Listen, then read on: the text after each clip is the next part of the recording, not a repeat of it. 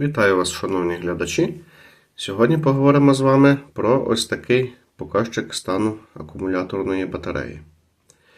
Куплений він був на всім відомому китайському торговому майданчику. Прийшов ось в такому пакеті герметичному. І в комплекті була у нас ось така інструкція англійською мовою. Загалом вона така кольорова, з зображеннями, тобто, також є китайська мова, з іншої сторони є зображення для наочності. Має ось такий зовнішній вигляд. Тут у нас є динамік, який подає нам сигнали низького рівня заряду акумуляторної батареї. І, власне, самі дроти, які підключаються до акумулятора. Дроти, до речі, є з'ємними. Отож, має даний пристрій дві кнопки налаштування.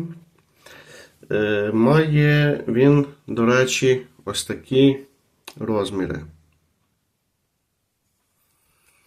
Внутрішні розміри у нас складають загалом.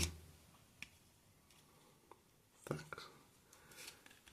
Внутрішні розміри у нас загалом складають 27,6 мм. Це ось по цій стороні і по цій стороні 57,7 мм. Зовнішні розміри дивимось.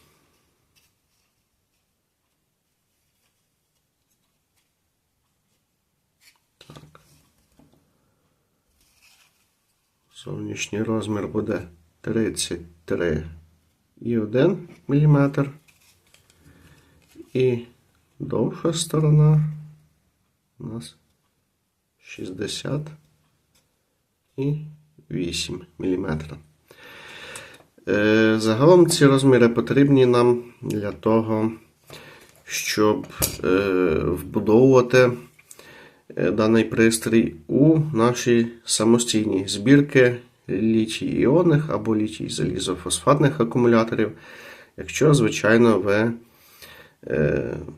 захочете зайнятися збіркою даних типів акумуляторів самостійно. Отож, давайте, власне, підключимо цей пристрій до акумулятора і поглянемо, як він налаштовується.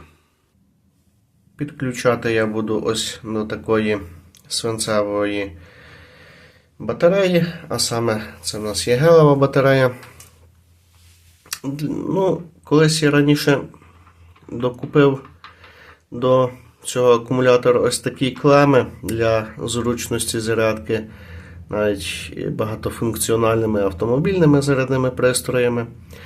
І це нам допоможе також і під'єднати надійно наш вольтметр. Ми беремо провід і кладемо, власне, під цю клему. І таким чином, закручуючи клему, акуратно ми підтримуємо провідок і, власне, провід затискаємо. З першого разу в мене не вийшло. Будемо ось таким чином. Ось таким чином, після ще пари спроб, мені вдалося надійно зафіксувати даний показчик на клемах акумулятора. Не забуваємо про полярність, щоб вона в нас була правильна. І перейдемо, власне, до налаштувань даного пристрою. Щоб зайти в налаштування, натискаємо і тримаємо пару секунд кнопку Set. Першим налаштуванням це є тип акумулятора. На даному етапі нам показує налаштування для свинцевих акумуляторів. Тобто гелеві, звичайні автомобільні свинцево-кислотні АГМ. Тут ми натисканням нижньої кнопки виставляємо саме напругу свинцевого акумулятора. Цей акумулятор у нас є на 12 вольт, тобто лишаємо 12. Ми обрали це налаштування. Переходимо далі. Тут у нас літій-іонний тип акумулятора. Для літій-іонного акумулятора ми вибираємо уже не напругу його, а кількість комірок, яка входить до складу цього акумулятора. Третім пунктом у нас йде налаштування для літій-залізофосфатного акумулятора. Тут ми також обираємо, як і для попереднього, кількість комірок.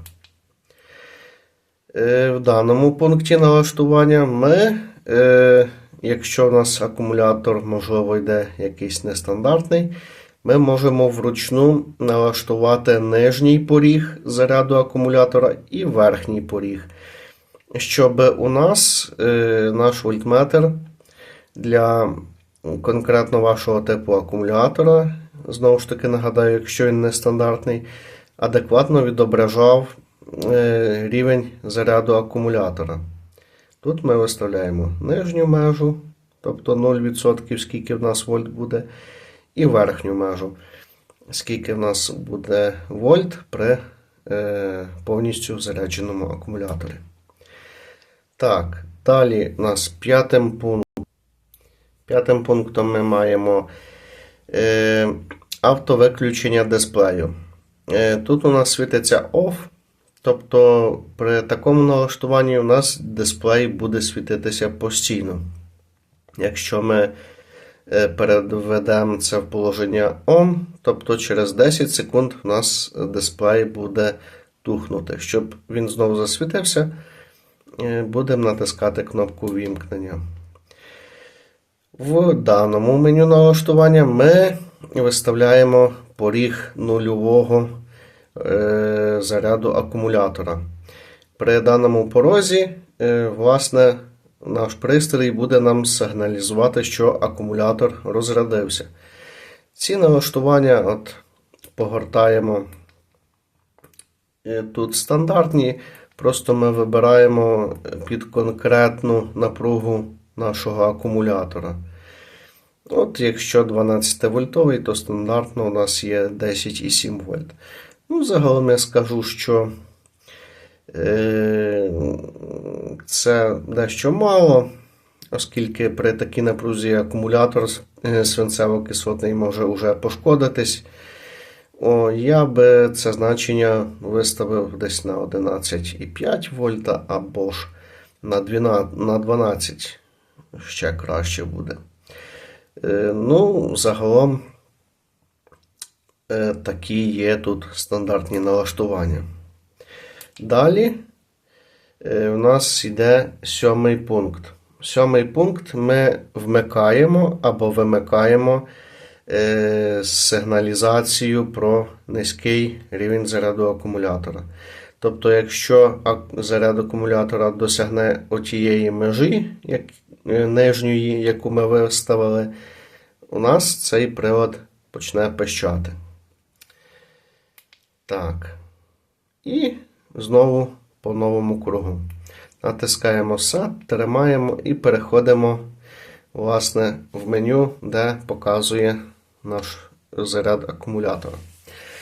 І на кінець давайте звіримось, чи взагалі правильний це є вольтметр. Звіряти будемо з ось таким автоматичним мультиметром. Можливо, він також не є еталоном точності, але для порівняння хай буде. Так, ось. Ставимо мультиметр. Під'єднуємо. Бачимо, наш прилад показує 13 вольт, мультиметр 12,93. Загалом у нас є різниця 0,1 вольта, можна сказати. Ну, тобто, самі бачите точність цього пристрою. Загалом для наочності, для контролю рівня розряду акумулятора воно підійде. Отож, вимкнемо мультиметр. Для чого нам підійде цей пристрій, як я вже тільки що сказав, для контролю рівня заряду акумулятора. От, до прикладу, навіть ось цей свинцево-кислотний акумулятор, він не має ніяких індикаторів на собі.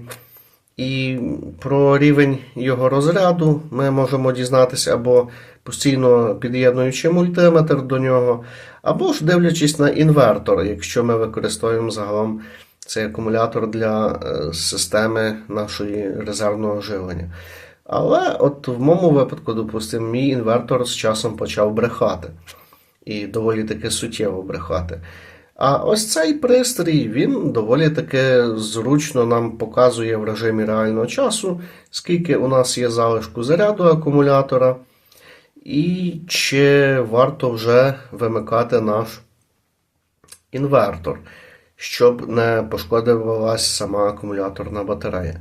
Також, як ми вже бачили, цей пристрій налаштовується під різні типи акумуляторів і, відповідно, може бути використаний при самостійній збірці літій-іонних або ж літій-залізофосфатних акумуляторних батарей, знову ж таки в цілях контролю рівня зарядки даних акумуляторів. А з вами був канал Про все. Дякую вам за увагу. Ставте ваші вподобайки, підписуйтесь на мій канал, оскільки в подальшому вас жде ще багато цікавих відео. І дякую вам за увагу. До наступних зустрічей у наступних відео.